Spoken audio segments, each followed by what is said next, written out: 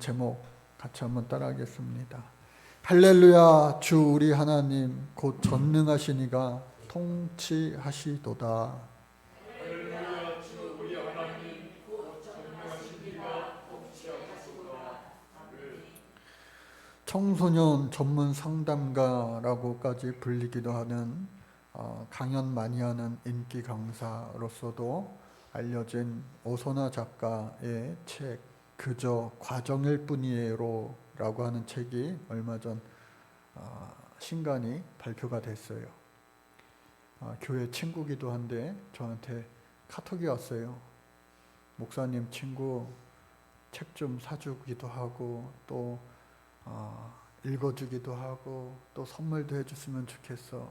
그래서 제가 그 책을 이제 봤습니다. 그래서 그 책을 보니까 제가 청년 때 알게 됐어요. 군대 갔다 와서 그 친구는 이제 그 교회에 시집 와서, 그러니까 그 이전의 삶의 히스토리는 뭐 잘 모르죠. 그런데 이 책을 읽다 보니까 자기 이야기가 거기에 많이 녹아져 있더라고요. 약간은 불우했던, 부모님이 다 계시긴 했지만 남동생도 있긴 했지만 아버지가 술을 좋아하셔가지고 생활력이 별로 없으시고 또 술 먹고 늦게 들어오시는 날이면 가족들 다 깨워가지고 원반 던지기 했다고 그러더라고요. 그 원반이 뭔지는 모르겠는데 하여튼 그렇게 표현을 해놨어요. 그러니까 참 힘들었겠다 싶더라고요. 시간이 지나서 그의 어머니는 먼저 하늘나라 가셨어요. 그리고 다행히도 예수 잘 믿는 가정에 시집을 와가지고 이제 그때 저한테 자기는 작가가 되고 싶다고, 원래 글을 쓰는 거 좋아했고 시 쓰는 것도 좋아했고 그래서 대학도 문예창작과를 갔어요. 근데 어떤 분야든지 부모가 뒤에서 든든하게 후원해주는 그런 가정이랑 그렇지 못한 가정이랑 참 출발선부터가 다르다라는 느낌을 우리가 많이 받잖아요.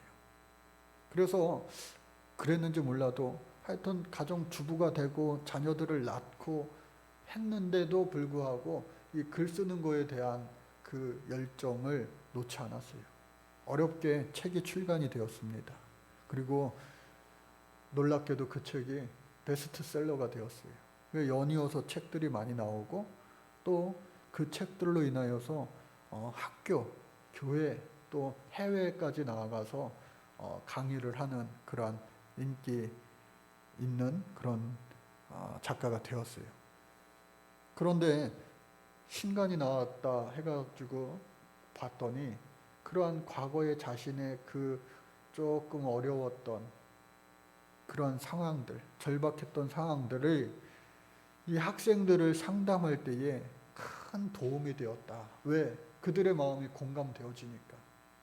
다 그런 것은 아니겠지만 부모의 사랑이 결핍되어 있고 또 환경이 좋지 못한 상황 가운데 아이들이 탈선하는 거 아니겠어요? 방황하는 거 아니겠어요?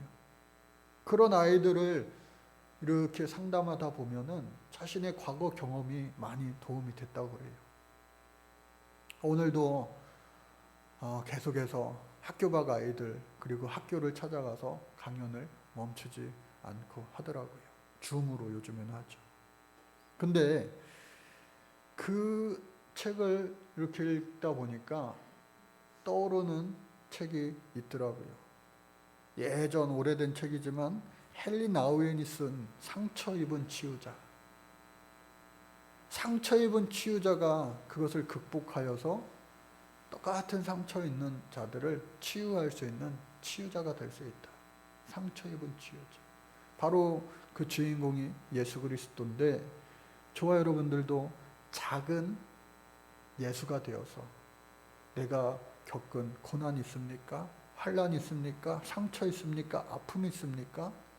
그것을 극복하고 똑같은 고난을, 아픔을 당하는 그들에게 상처 입은 치유자가 될 수 있기를 주의 이름으로 축복합니다. 심리학자 알프레드 아들러라고 하는 사람이 있어요. 그 사람은 심리학자로서 아주 유명한 사람입니다. 그런데 그 사람이 최근에 다시 일어서는 용기라고 하는 책을 썼습니다. 그 책을 또 이렇게 읽다 보니까 재미난 내용이 나와 있어요. 소화 기능이 뒤떨어지는 사람은 자신에게 닥치는 문제를 주로 영양에 관한 문제라고 생각하기도 한다. 그러면 그 사람의 관심은 음식물로 향할 수 있다. 왜냐하면 그는 이런 방법으로 자기의 상태를 개선할 수 있다고도 생각하기 때문이다. 결과적으로 그 사람은 요리 전문가가 될 수도 있고 또 영양학 교수가 될 가능성이 크다. 그 책에 그렇게 써놨더라고요. 즉 자기가 안 좋으니까, 소화 기능이 안 되니까 자기가 먹으면은 소화 잘 되는 그 음식물만 추려가지고 그것을 계속해서 연구하고 살기 위해서 막 하다 보니까 어떻게 해요? 자연스럽게 나도 모르는 사이에 그 분야의 전문가가 되어 있을 수 있다라는 거예요. 얼마 전에 TV 동영상으로 이렇게 짧게 보는데요. 옛날 영화배우, 우리 젊은 친구들은 모를 텐데 문숙이라고 하는 영화배우 혹시 아세요? 우리 권사님 꺼덕꺼덕꺼덕 하시네요. 그 영화배우가요, 하여튼 삶의 히스토리가 많이 복잡하더라고요. 그래서 한국에서 영화 발표 좀 하다가 젊은 나이에 미국으로 갔어요. 미국에서 이렇게 사는 것도 참 쉽지 않잖아요. 미국에서 살아가는데 자신이 방송에서 이렇게 대화하는 중에 밝히더라고요. 자기는 아무거나 못 먹는데요. 먹으면 막 온몸에 두드러기가 나고 심지어 죽을 수도 있대요. 그래서 자기는 살기 위하여 내가 먹을 수 있는 음식을, 소위 말하는 자연 치유식을 공부할 수밖에 없었고 연구할 수밖에 없었고, 그것을 내가 먹고 나랑 똑같은 사람들에게 전해주는 일을 하다 보니까 그 분야에 있어서 미국에서도 알아주는 그런 대가가 될 수 있었다. 그런 이야기를 하더라고요. 즉 자신의 약한 부분이, 자신의 연약한 부분이 도리어 그것이 자신의 삶의 강점으로 나타날 수도 있다라고 하는 거예요. 즉 상처 입은 치유자가 될 수도 있고요. 또 아들러가 이야기하는 다시 일어서는 용기의 그 연약한 부분이, 이 사람은 심리학자이기 때문에 그것을 열등감이라고 표현했는데 그 열등감이 도리어 우리의 삶을 강하게 하는 요소로 만들 수 있다라는 거예요. 처음으로 돌아가서 아까 그저 과정일 뿐이에요 라고 하는 책의 결론은 뭐냐? 이분도 이제 권사 직분을 받았는지 모르겠어요. 집사님일 때 우리 교회 다녀가기도 했는데 매 순간의 삶이 결과가 아니라 과정이라는 거예요. 특별히 우리 학생들 때로는 대학에 떨어지기도 합니다. 때로는 무슨 자격증 시험에, 입사 시험에 낙방하기도 합니다. 그것이 그 인생의 결과가 아니라 과정이라는 이야기를 그 책에서는 하고 있어요. 비단 젊은 사람들에게만 해당되는 것이 아니라 우리의 인생, 그 인생의 단계가 어느 곳에 있든지 상관없이 저와 여러분들 모두가 모든 것은요, 우리 예수 믿는 사람들 특히 결과가 아니라 과정이다 라는 생각이 제 마음속에 들더라고요. 천국 가느냐 못 가느냐, 그것은 단 한 번뿐인 결과일 수 있어요. 그러나 우리가 주님 앞에 서는 그날까지, 눈 감는 그날까지 우리의 모든 삶은 끝날 때까지 끝난 것이 아니라 모든 것이 어떻게 해요? 결과가 아니라 과정일 뿐이구나. 오늘 우리가 요한계시록 19장을 보게 되는데, 요한계시록 우리가 오랜 시간 동안 같이 말씀을 나누고 있습니다.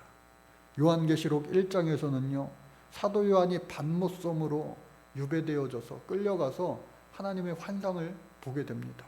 가만히 가만히 생각해 보니까 이 사도 요한이 예수님 돌아가신 다음에 다른 사도들처럼 열심히 전하다가 붙잡혀가지고 순교할 수도 있었는데 순교하지 않고 그래도 하나님이 살려주셔서 그 밤못섬에 유배되었지만 그곳에서조차도 그 하나님을 향한 그 열정, 복음의 열정을 놓지 않고 절망하지 않고 낙담하지 않고 하나님 앞에 기도하며 부르짖는 가운데 어떻게 해요? 하나님이 그에게 환상을 보게 하시고 또 그곳에 갇혀 있지만 소아시아의 7 교회에게 편지 쓰게 하셨어요.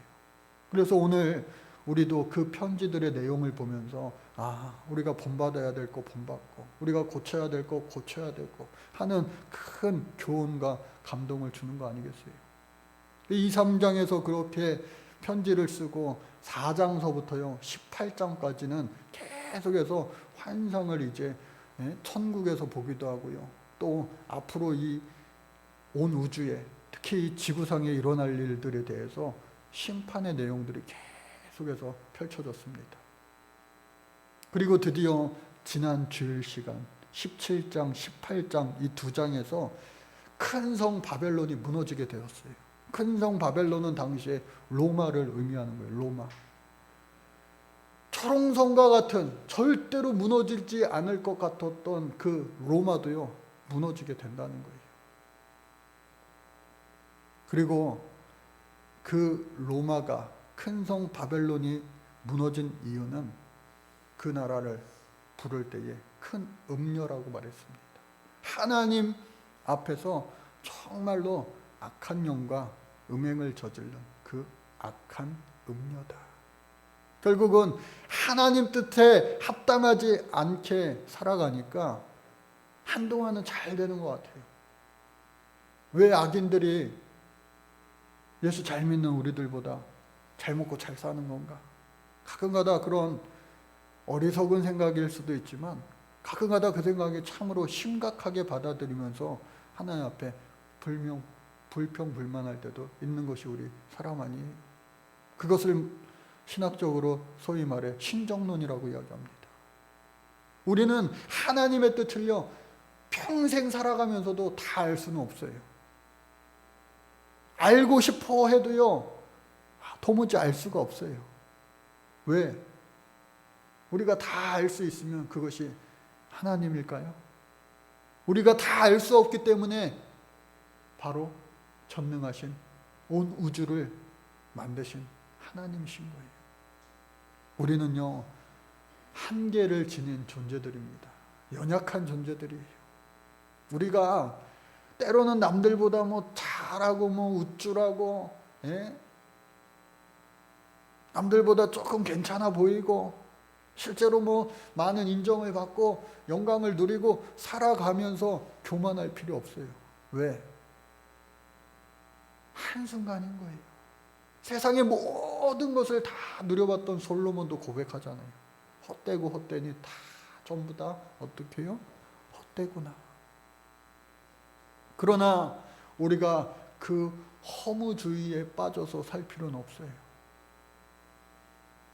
저와 여러분들은요 이 땅에 온 이유와 목적이 있다. 할렐루야. Vocation as vacation이라고 하는 말 어느 목사님이 표현했더라고요. Vocation as vacation. 무슨 말이에요? 소명을 휴가처럼, 휴일처럼, 방학처럼 즐기라는 거예요. 그러면서 이 세상을 살아가는 동안 하나님 내게 주신 그 소명이 있어요. 나를 이 땅에 살게 하신 목적이 있어요. 그 목적에 따라서 우리가 살아갈 때에 우리는요 자유할 수 있고요 가장 행복한 삶을 누릴 수가 있는 거예요. 토기장의 비유에서도 우리는 알 수 있잖아요.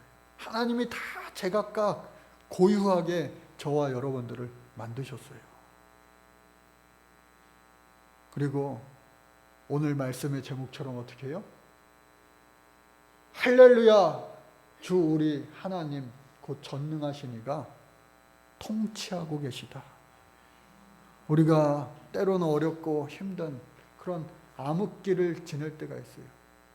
전 인류의 암흑기를 어쩌면 우리가 지금 지내고 있는 거 아니겠어요?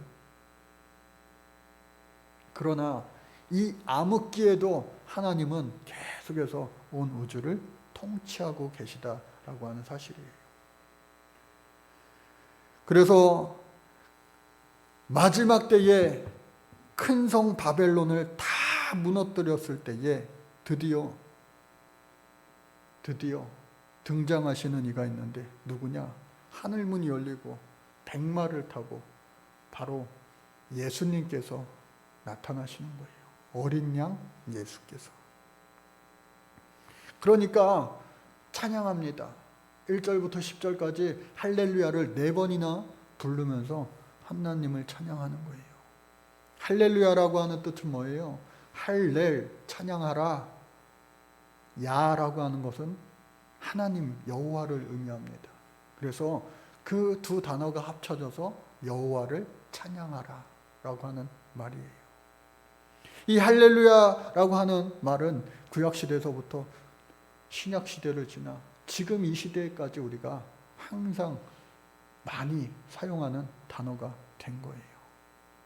하나님을 제사하고 하나님을 예배하고 또 기도하고 찬양할 때 주님을 높여드릴 때에 그리고 심지어 우리가 서로 인사할 때도 할렐루야. 왜?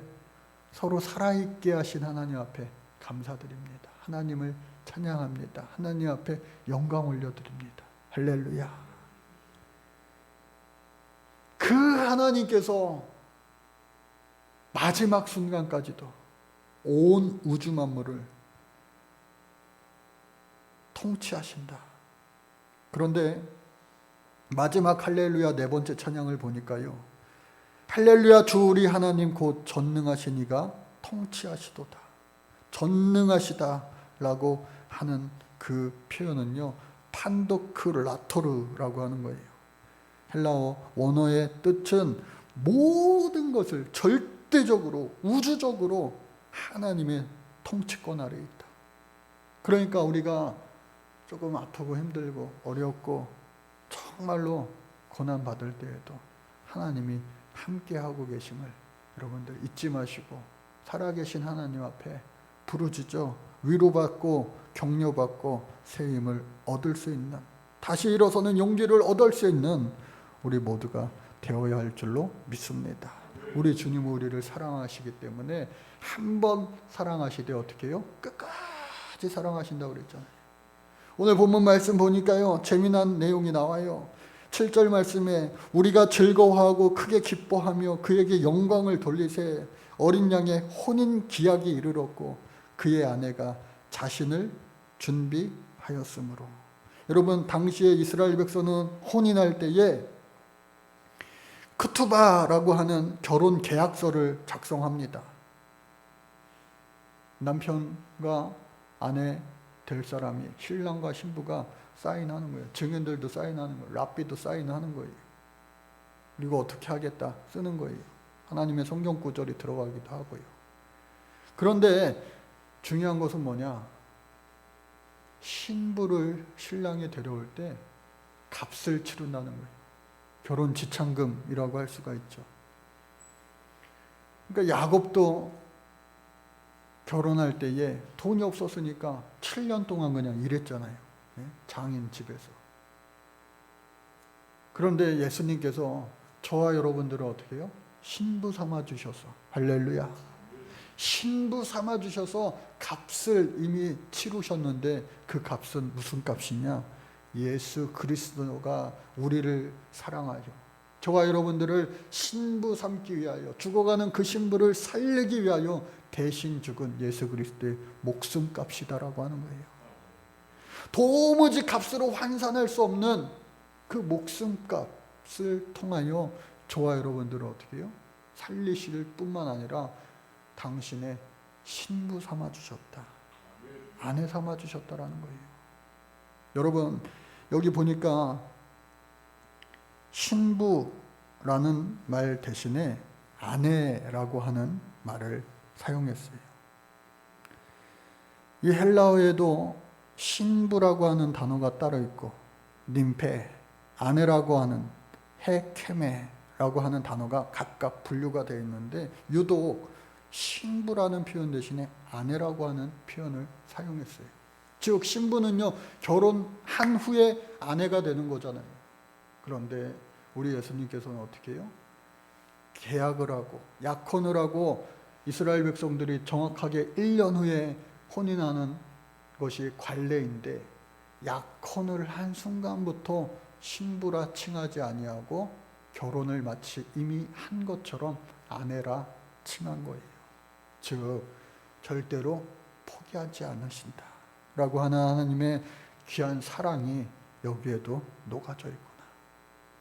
저 여러분들 모두가 그리스도의 귀한 아내가 신부가 이미 다 된 줄로 믿습니다. 우리 주님을 내가 구주로 하나님의 아들로 고백한 순간부터 저와 여러분들은 우리 예수님과 끊을래야 끊을 수가 없는 사이가 된 거예요. 하나님은 이스라엘을 포기하지 않으셨어요.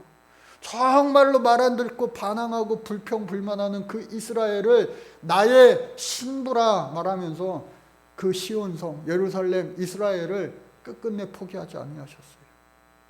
신약시대로 넘어오면은요 교회를 가리켜서 나의 신부된 자들이라고 말합니다. 교회가 신부예요. 오늘날 그리고 이 마지막 때에 저와 여러분들 교회라고 하는 뜻이 이 예배하는 예배당 이 건물을 의미하는 것 아니라는 거 아시잖아요. 교회는요 예수님을 구주라 고백한 이들의 두세 사람이 모인 그 모임 자체를 교회라고 말합니다. 그러니 저와 여러분들이요 어떻게 해요? 이미 우리 구주의 신부되었어요. 그래서 마지막 때에 그 신부들이 어떻게 되느냐? 그에게 빛나고 깨끗한 세마포 옷을 입도록 허락하셨으니 이 세마포 옷은 성도들의 옳은 행실이라. 여러분 1년 후가 하나님 앞에는 몇 년이 될지 몰라요. 하나님께 1000년이 1년 같고 1년이 1000년 같다. 언제 주님이 다시 오실지는 알 수 없지만 곧 오리라 하셨으니 곧 오실 우리 예수님을 맞이할 수 있는 거룩하고 정결한 신부가 저와 여러분들 되어야 할 줄로 믿습니다. 그때에 우리 주님께서 우리를 기뻐하며 맞아주시며 그 백마 타고 하늘문이 열려 그 놀라운 천국잔치의 주인공 되게 해 주시는 거예요. 그런데 아직까지 이 악의 무리가 여전히 존재하고 있어요, 세상에. 예수님이 오셨는데도 아직까지 제거되지 않은 큰 성 바벨론은 무너졌지만 아직까지도 그 잔뿌리들이 남아있어요. 예수님 나타나셨을 때에 세 가지 이름으로 예수님이 불리어집니다. 충신과 진실과 또 하나님의 말씀. 예수님께서 이제 나타나셔가지고 그의 입에서 예리한 검이 나오니 그것으로 만국을 치고 친히 그들을 철장으로 다스리며 또 친히 하나님 곧 전능하신 이의 맹렬한 진노의 포도주를 틀을 밟겠다. 그러므로 말미암아 세상에 남은 모든 악한 영들 그리고 그에게 수종들던 악한 무리들이 다 멸하게 되는데 천사가 나타나서 먼저 이룹니다. 여러분 예수님이요 초림하실 때에 우리 인간의 옷을 입고 오셔가지고 우리를 사랑하시기에 또 십자가에 달려 죽으셔야 되겠기에 순종함으로 말미암아 십자가에 달려 죽었어요. 연약한 모습, 어쩌면 세상 사람들의 말처럼 실패자의 모습으로, 그러나 사망 권세를 이김으로 말미암아 부활하신 것을 우리는 알잖아요. 그리고 다시 오실 그때에는 우리 연약한 인간의 옷을 입고 오시는 것이 아니라 하나님의 영 그 자체로 백마 타고 오셨기 때문에 이제 예수님은요 고난당하실 필요가 있어요, 없어요? 없어요. 한 번 죽으심으로 말미암아 모든 것이 구원의 완성을 이제 이루게 되신 거예요. 그러므로 이 예수님께서 전쟁을 하려고 할 때 한 천사가 말합니다. 공중의 새들에게 전해요. 너희들 와서 저 악한 무리들, 그 악한 무리의 말을 탄 자들, 그 병사들, 높은 자나 낮은 자나 그 곳에 속한 모든 자들의 살을 다 어떻게 해요? 먹고 배불리 하라. 여러분, 이 고대 시대, 이 시대의 전쟁은요, 말 타고 창검으로 싸우는 그러한 전쟁이었잖아요. 전쟁이 끝나고 나면 그 전쟁터에 시체들이요, 널브러집니다. 그 많은 시체들을요, 공중의 새들이 와가지고 다 그 살을 쪼아 먹는 거예요. 마치 그와 같이 전쟁이 시작되기도 전에 천사가 예수 그리스도의 승리를 미리 알고, 새들아 니네 회식할 준비해라. 야, 뷔페다 뷔페, 먹고 싶은 만큼 먹어라. 잔인한 이야기지만, 그러나 예수님의 승리를 알리는 그러한 이야기이기도 합니다. 여러분, 최후 승리자는 바로 우리 구주 예수 그리스도인 줄로 믿습니다. 사망 권세를 이긴 자는 이 세상에 어떠한 역사에 그 누구도 없어요. 그 예수님께서 세상 끝날에 다시 오지만 세상 끝날까지 저와 여러분들을 고아와 같이 내버려 두지 아니하고 성령으로 말미암아 함께 하고 계신다는 그 사실을 잊지 마시고, 지금 어렵습니까? 힘이 듭니까? 인생에 정말로 암흑기를 우리 전체가 또 개인적으로 겪고 있습니까? 그때라도 그것은 결과가 아니라 우리 인생의 과정일 뿐임을 잊지 마시고, 진짜 마지막 결과가 있는 주님 앞에 서는 그날에 돌이킬 수 없는 저 천국과 지옥으로 분명하게 갈리어지는 그 순간에 예수님처럼 예수 그리스도의 신부가 되어 천국 백성 되어질 수 있는 복된 주인공이 우리 모두가 반드시 되어야 될 줄로 믿습니다. 꼭 그렇게 될 수 있는 우리 모두가 되시기를 간절히 주의 이름으로 축복합니다. 하나님 감사합니다. 저희들 이 땅 살아가면서 때로는 힘들고 어려울 때도 있습니다. 그러나 그때라도 전능하신 우리 구주 예수 그리스도가 통치하고 계심을, 하나님의 주권 아래 있음을 잊지 않고 살아갈 수 있는 믿음의 사람들, 믿음의 승리자들 되게 도와 주옵소서. 예수님의 이름으로 기도드립니다. 아멘.